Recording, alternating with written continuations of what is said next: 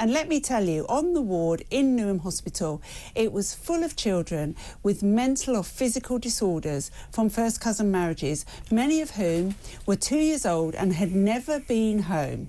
They were on an NHS ward being cared for by NHS doctors and nurses. The family would come to visit and go home and make more children with more disabilities because they won't accept that it's because they've married a first cousin. They say it's God's will.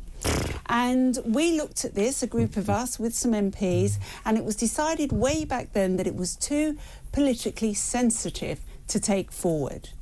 Now, these children are being condemned to a life of misery. That's the first and most important point. We're bringing children into the world with disability that we don't need to. That's number one. Number two, to say that you can't legislate against it. We already legislate against this because you're not allowed to marry your father or your mother or your sister.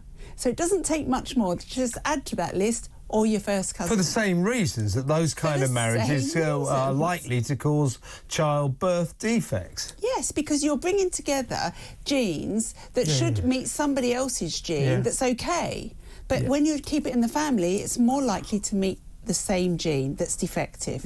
And we have to be able to throw some light on this and say, look, I'm sorry, guys, this may have been okay centuries ago, it may have been okay before we had the information, it may be okay back home where your culture accepts it. It's not okay in British culture.